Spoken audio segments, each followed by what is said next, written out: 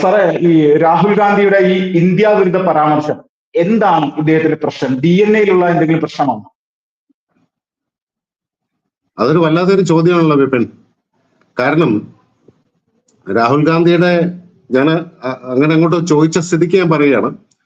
രാഹുൽ ഗാന്ധിയുടെ അപ്പൂപ്പനാരാ? അച്ഛന്റെ അച്ഛൻ ഫിറോസ് ഗാന്ധി. ഫിറോസ് ഗാന്ധിയുടെ ഫിറോസ് ഗാന്ധിയാണ്. അയാളുടെ മതം ഏതാ? ഹിന്ദു അല്ലല്ലോ, അയാൾ പാഴ്സി അല്ലേ? അല്ലെ?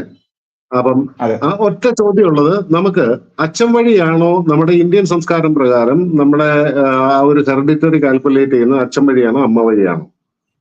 ഇനി അച്ഛൻ വഴിയാണ് എന്ന് പറയുകയാണെങ്കിൽ ഫിറോസ് ഗാന്ധി പാഴ്സി മതമാണ്, പാഴ്സിയാണ്. അപ്പൊ അവർക്കൊരു പ്രത്യേക മതമുണ്ട്. അപ്പൊ അങ്ങനെ ഉണ്ടെങ്കിൽ രാജീവ് ഗാന്ധി അച്ഛൻ വഴിയാണെങ്കിൽ രാജീവ് ഗാന്ധി ആ മതക്കാരനാണ്, ഹിന്ദു അല്ല.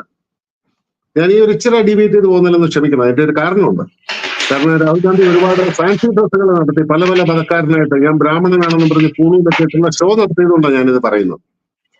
അപ്പൊ അച്ഛൻ വഴിയാണെന്നുണ്ടെങ്കിൽ രാഹുൽ ഗാന്ധിയുടെ അച്ഛൻ ഫിറോസ് ഗാന്ധിയുടെ മകനായതുകൊണ്ട് അയാൾ പാഴ്സി ആവണം, ഒന്നാമത്തെ കാര്യം, അല്ലെ ആ മതക്കാരനാവണം.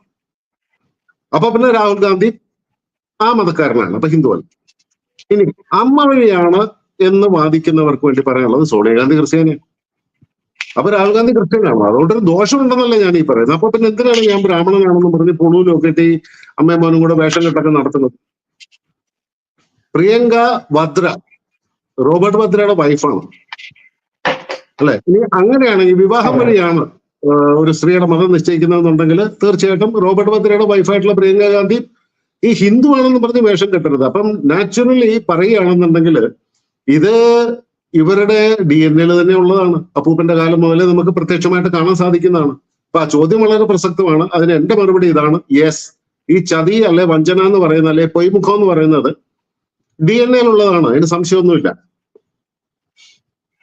ഇപ്പോ ഈ രാഹുൽ ഗാന്ധിയുടെ ഒരു പ്രസ്താവന സാർ കൃത്യമായിട്ട് ശ്രദ്ധിച്ചിരിക്കുമെന്ന് തന്നെ വിശ്വസിക്കുന്നു. ഈ ഒരു പ്രസ്താവനയുമായി ബന്ധപ്പെട്ടുകൊണ്ട് എന്താണ് ഈ ഒരു രാഷ്ട്രീയക്കാരന്റെ ഭാവി? രാജ്യത്തെ ജനങ്ങൾ രാഹുൽ ഗാന്ധിയെ ഏത് രീതിയിലാണ് കാണേണ്ടത്? രാഹുൽ ഗാന്ധി വിപിന്, അത് നമുക്ക് ഈ രാജ്യത്തെ ജനങ്ങൾ ഏത് രീതിയിൽ കാണണം എന്നുള്ളതിന് പകരമായിട്ട് അന്താരാഷ്ട്ര തലത്തില് ലോകം മുഴുവൻ ഓടി നടന്ന് ഇങ്ങനെയുള്ള വൃത്തികേടുകൾ വിളിച്ച് പറയുമ്പോൾ അന്താരാഷ്ട്ര തലത്തിലുള്ള 800 കോടി ജനങ്ങൾ ഇന്ത്യയെ എങ്ങനെ കാണുന്നു എന്നാണ് നമ്മൾ ആദ്യം ചിന്തിക്കേണ്ടത്. പക്ഷേ ഇതിന്റെ എല്ലാം പുറകിൽ ഇപ്പൊ വിപിന്റെ ഇൻട്രൊഡക്ഷനിൽ പറഞ്ഞായിരുന്നു, അമേരിക്കയിലെ ഒരു ഇന്ത്യക്കെതിരെ സ്ഥിരം പറയുന്ന കാശ്മീർ ഫ്രീ ആക്കണമെന്ന് പറയുന്ന ഒരു സ്ത്രീയുമായിട്ട് കൂടിക്കാഴ്ച നടത്തി. അതെ. ബേസിക്കലി രാഹുൽ ഗാന്ധി ഒരു ഭരണഘടനാ പദവി വഹിക്കുന്ന ഒരാളാണ്. അവരും അമേരിക്കയിലെ ഒരു സെനറ്ററാണ്. അപ്പം ഇന്ത്യയിലെ ഭരണഘടനാ പദവി, പ്രതിപക്ഷ നേതാവ് എന്ന് പറയുന്ന ഒരു ഭരണഘടനാ പദവി തന്നെയാണ്. അങ്ങനെ വഹിക്കുന്ന ഒരാൾ അമേരിക്കയിലെ ഒരു സെനറ്ററെ, അവിടുത്തെ ഭരണഘടനാ പദവി വഹിക്കുന്ന ഒരു സ്ത്രീയെ കണ്ടു. അതിലെന്താണ് തെറ്റ് എന്ന് ചോദിച്ചാൽ തെറ്റൊന്നുമില്ല. പക്ഷേ ഇന്ത്യയുടെ സ്റ്റാൻഡിന് ഘടകവിരുദ്ധമായിട്ട് സ്റ്റാൻഡുള്ള ഒരാളെ പോയി കണ്ട് മീറ്റിംഗ് നടത്തുന്നത് എന്തിനാണ് എന്ന് ചോദിച്ചു കഴിഞ്ഞാൽ അവിടെ നെറ്റി ചുളിയുന്ന ഒരു സാഹചര്യം ഉണ്ടാവും. ഇനി അപ്പൊ അവരോട് സ്റ്റാൻഡ് മാറ്റണം, നിങ്ങൾ ഇന്ത്യയെ സപ്പോർട്ട് ചെയ്യണമെന്ന് പറയാനാണോ മീറ്റ് ചെയ്തത് എന്ന് ചോദിച്ചു കഴിഞ്ഞാൽ അതിന് ഉത്തരവൊന്നുമില്ല. പക്ഷെ രാഹുൽ ഗാന്ധിയുടെ സ്വഭാവം വെച്ച് നോക്കുമ്പോൾ അതിന് യാതൊരു സാധ്യതയുമില്ല. അതിന്റെ കാരണങ്ങൾ ഞാൻ പറയാം. ഒന്നാമതായിട്ട് 2008 അന്ന് മൻമോഹൻ സിംഗ് ആണ് പ്രൈം മിനിസ്റ്റർ. 2004 മുതൽ 2009 വരെ. ആ 2008 രാഹുൽ ഗാന്ധി കോൺഗ്രസിന്റെ ജനറൽ സെക്രട്ടറി, ഇന്ത്യൻ നാഷണൽ കോൺഗ്രസിന്റെ ജനറൽ സെക്രട്ടറിയാണ്. രാഹുൽ ഗാന്ധി ഒരു പാർലമെന്റ് മെമ്പർ പോലും അല്ല. ഇവിടെയാണ് ശ്രദ്ധിക്കേണ്ടത്. ഒരു പാർലമെന്റ് മെമ്പർ പോലും അല്ല. അമ്മയും മോനും കൂടെ ഇവിടെ നിന്ന് ഒരൊറ്റ പിടിപ്പേരാണ് ചൈനയ്ക്ക്. 2008 ഓഗസ്റ്റ് 7 ബീജിംഗിൽ വെച്ചിട്ട് രാഹുൽ ഗാന്ധി ചൈനയുമായിട്ട് ഗവൺമെന്റ് കോൺട്രാക്ട് അല്ല, കാരണം രാഹുൽ ഗാന്ധി ഒരു MP പോലും അല്ല, അതിനുള്ള കപ്പാസിറ്റി ഇല്ല. ഇത് ചൈനീസ് കമ്മ്യൂണിസ്റ്റ് പാർട്ടിയാണ്. അപ്പൊ ചൈന ഭരിക്കുന്നത് ചൈനീസ് കമ്മ്യൂണിസ്റ്റ് പാർട്ടിയാണ് സ്ഥിരമായിട്ട്. ചൈനീസ് കമ്മ്യൂണിസ്റ്റ് പാർട്ടിയുമായിട്ട് ഒരു MOU സൈൻ ചെയ്തു. മെമ്മോറാണ്ടം ഓഫ് അണ്ടർടേക്കിംഗ് ആണ് സൈൻ ചെയ്തിരിക്കുന്നത്. ഈ MOU സൈൻ ചെയ്യുന്നതിന്റെ വാർത്തകൾ നമ്മുടെ സകലമാന നാഷണൽ മീഡിയയിലും ധാരാളമായിട്ട് വന്നിട്ടുണ്ട്. കേരളത്തിൽ അത് വലുതായിട്ട് വന്നിട്ടില്ല. ഇതിന്റെ ഫോട്ടോസ് ഇപ്പോഴും ഇന്റർനെറ്റിൽ തപ്പിക്കഴിഞ്ഞാൽ Rahul Gandhi signing and MOU in the presence of Sonia Gandhi in China എന്ന് പറഞ്ഞ് ഗൂഗിളിലും തപ്പിക്കഴിഞ്ഞ സാധനം കിട്ടും. ഇയാളും ഒപ്പിടുന്ന പടങ്ങളും എല്ലാം. എന്താ അവിടെ സൈൻ ചെയ്തിരിക്കുന്നത്? അപ്പൊ ചോദിച്ചു കഴിഞ്ഞപ്പോഴത്തേനും ഉരുണ്ട് കളിക്കാൻ തുടങ്ങി. അപ്പൊ നമുക്ക് രാഹുൽ ഗാന്ധിയോട് ചോദിക്കാം, നിങ്ങൾ എന്താ സൈൻ ചെയ്ത MOU കാണിക്കണമെന്ന് പറഞ്ഞാൽ ഞാൻ കാണിക്കില്ല എന്ന് പറഞ്ഞു കഴിഞ്ഞാൽ നമുക്കൊന്നും ചെയ്യാൻ പറ്റില്ല. ചൈനീസ് കമ്മ്യൂണിസ്റ്റ് പാർട്ടി അല്ലെ ചൈനീസ് ഗവൺമെന്റ് എന്തെങ്കിലും അത് പുറത്തു വിടുമോ? ഇല്ല. അപ്പൊ അതിലെന്തൊക്കെ ഒപ്പിട്ട് കൊടുത്തിട്ടുണ്ട് എന്നുള്ളത് ഇന്നും ദുരൂഹമാണ്. അത് കണ്ടുപിടിക്കാൻ യാതൊരു മാർഗ്ഗമില്ല, നിയമപരമായിട്ട് കണ്ടുപിടിക്കാൻ മാർഗ്ഗമൊന്നുമില്ല. അല്ല പിന്നെ പിടിച്ചു കൊണ്ടുപോയി കുരിച്ചു നിർത്തി ഇടിച്ചു വല്ലതും ചോദിച്ചു കഴിഞ്ഞാൽ പറഞ്ഞെങ്കിലായി. പക്ഷെ അത് നമുക്ക് ഇപ്പോഴത്തെ സാഹചര്യത്തിൽ സാധിക്കില്ല. ഇപ്പോഴത്തെ സാഹചര്യത്തിൽ സാധിക്കില്ല എന്ന് പറയുമ്പോൾ അതിന് കുറച്ചും കൂടെ പുറകോട്ട് പോകാം. 1978 ആണെന്ന് എന്റെ ഓർമ്മ. 77 ഇലക്ഷൻ തോറ്റ് ഇന്ദിരാഗാന്ധി തോറ്റ് തുന്നം പാടി മൊറാർജി ദേശായി ഇന്ത്യയുടെ പ്രധാനമന്ത്രിയായിട്ടിരിക്കുന്ന സമയത്ത് 78 79 എന്നറിയില്ല, ഒരു ഡിസംബർ മാസത്തിൽ ക്രിസ്മസിന് മുമ്പായിട്ടാണ്, ഒരു ഡിസംബർ 19 ആയിരിക്കുമെന്ന് എന്റെ ഒരു ഓർമ്മ. 78 79 ഇന്ദിരാഗാന്ധിയെ അറസ്റ്റ് ചെയ്തു. പല കേസുണ്ടായിരുന്നു അവരുടെ പേരിൽ. ഇന്ത്യ മുഴുവൻ നിന്ന് കത്തി. അന്ന് ഈ സോഷ്യൽ മീഡിയ അല്ലെ ഇതുപോലുള്ള ആന്റി ഇന്ത്യ മെക്കാനിസം ഒന്നും ഇത്രയും സ്ട്രോങ് അല്ല. അപ്പൊ അന്ന് ഈ കോൺഗ്രസ്സുകാർ മാത്രമേ ഉണ്ടായിരുന്നുള്ളൂ.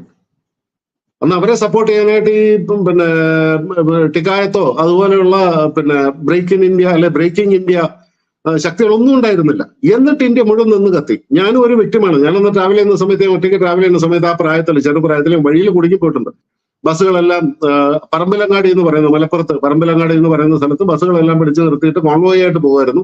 വൈകുന്നേരം 6 മണി സമയത്ത് സ്ത്രീകളും കുട്ടികളും എല്ലാം ഉണ്ടായിരുന്നു. ടയർ മുഴുവൻ കുത്തി കയറി എല്ലാവരും അവിടെ പെട്ടുപോയി. ഒരു രാത്രി എങ്ങനെ കഴിഞ്ഞു എന്നറിയില്ല. കുറെ പേരൊക്കെ രക്ഷപ്പെട്ട് കോഴിക്കോട്ട് പോയി. ആ കൂട്ടത്തിൽ ഞാനും രക്ഷപ്പെട്ട് ജീപ്പേ കയറി കോഴിക്കോട് പോയ കൂട്ടത്തിലാണ്. അപ്പൊ ഞാൻ പറയുന്നത്, അന്ന് അത്രയും ചെയ്തു എന്നുണ്ടെങ്കിൽ ഇന്ന് ഇവരെ കൊണ്ട് എന്തെല്ലാം സാധിക്കുമെന്നൊന്ന് ഊഹിക്കുക. ഇവനെ അറസ്റ്റ് ചെയ്യാൻ പറ്റും? സാധ്യമല്ല. നരേന്ദ്രമോദി അല്ല, ഇനി അമിത്ഷാ അല്ല, ആര് വന്നു കഴിഞ്ഞാൽ ഇവനെ ഒന്ന് അറസ്റ്റ് ചെയ്യാന്ന് പറഞ്ഞു കഴിഞ്ഞാൽ സാധ്യമല്ല. കേജ്രിവാളിനെ അറസ്റ്റ് ചെയ്തു എന്നുള്ളത് നമ്മുടെ മുമ്പിലുണ്ട്. എന്ത് സംഭവിച്ചു? ഒന്നും സംഭവിച്ചില്ല. പക്ഷെ അതുപോലെ ആയിരിക്കില്ല ഇത്. ഇവിടെയാണ് ആന്റി നാഷണലിസം മുഴുവൻ തലപൊക്കാൻ പോകുന്നത്. ബംഗ്ലാദേശിന്റെ അപ്പുറം കത്തും. അപ്പൊ അതുകൊണ്ട് തന്നെ ഞാൻ ഈ പറയുന്ന MOUന്റെ പേരിൽ വീണ്ടും നമുക്ക് യാതൊരു നടപടി എടുക്കാൻ പറ്റില്ല. അതുകൊണ്ട് തീർന്നില്ല. 2017 അന്ന് രാഹുൽ ഗാന്ധി MP ആണ്, പക്ഷേ ഭരണപക്ഷത്തല്ല. ആ സമയത്ത് തലയിൽ മുണ്ടിട്ട് രഹസ്യമായിട്ട് ചൈനീസ് എംബസിയിലേക്ക് ഒന്ന് കയറിപ്പോയല്ലോ. ഇതും നാഷണൽ മീഡിയ വളരെ സീരിയസ് ആയിട്ട് ചർച്ച ചെയ്ത വിഷയമാണ്. കേരളത്തിൽ ഇരിക്കുന്നവർ ഇത് അറിഞ്ഞിട്ടുണ്ടാവില്ല. ജൂലൈ 8, 2017 രാഹുൽ ഗാന്ധി ചൈനീസ് എംബസിയിലേക്ക് കയറിപ്പോയി. ഇത് വെളി വരുന്നതെന്ന് പറഞ്ഞു കഴിഞ്ഞാൽ ചൈനീസ് എംബസി അവരുടെ വെബ്സൈറ്റിൽ ഇത് പബ്ലിഷ് ചെയ്തു. ഡോക്ലാം പ്രശ്നം നടക്കുന്ന സമയത്താണെന്ന് ഓർക്കണേ. ഡോക്ലാം പ്രശ്നം നമ്മൾ ഒരുപാട് ചർച്ച ചെയ്ത വിഷയമാണ്. ഈ ഡോക്ലാം പ്രശ്നം നടക്കുന്ന സമയത്ത് ഇയാള് തലയിൽ മുണ്ടിട്ടിട്ട് നേരെ അവിടെ പോയി എംബസിയിൽ പോയി എന്ത് ചർച്ച ചെയ്തു എന്നാ പറയുന്നത്. അപ്പൊ ചോദിച്ചു കഴിഞ്ഞപ്പോ ഇവരത് നിഷേധിച്ച് അവസാനം ചൈനീസ് വെബ്സൈറ്റിൽ ഇത് ഇട്ടിട്ടുണ്ടെന്ന് പറഞ്ഞിട്ട് അതിന്റെ സ്ക്രീൻഷോട്ടും ഒക്കെ എടുത്ത ആളുകൾ ഇത് ഡിസ്കസ് ചെയ്ത് കഴിഞ്ഞപ്പോൾ ചൈനീസ് വെബ്സൈറ്റിൽ നിന്ന് ഇത് അപ്രത്യക്ഷമായി, ഈ മീറ്റിംഗിന്റെ ഫോട്ടോസ്. അതിനുശേഷം പിന്നീട് ഇത് കോൺഗ്രസ് സമ്മതിച്ചു, ഞങ്ങൾ പോയതാണ്, അവിടെ ഡോക്ലാമിന്റെ ഇത് പ്രശ്നം പരിഹരിക്കാൻ വേണ്ടി എംബസിയിൽ ചർച്ച ചെയ്യാൻ പോയതാണെന്നൊക്കെ പറഞ്ഞ് കഥയൊക്കെ പറഞ്ഞു. ശരി, അങ്ങനെ പോയതാണെങ്കിൽ ഇത് ഡിക്ലെയർ ചെയ്തിട്ട് പോകരുത്. ഒരു മെമ്പർ ഓഫ് പാർലമെന്റ് ആണ്, പോകുന്നതിൽ തെറ്റൊന്നുമില്ലല്ലോ. അപ്പം മിനിസ്ട്രി ഓഫ് എക്സ്റ്റേണൽ അഫയേഴ്സിന്റെയോ ഒക്കെ പെർമിഷൻ എടുത്തിട്ട് പോകണമായിരുന്നു. ഇങ്ങനെ ഒരു ക്രൈസിസ് നടക്കുമ്പോൾ നേരെ വഴി കൂടെ ചെയ്യാമായിരുന്നല്ലോ.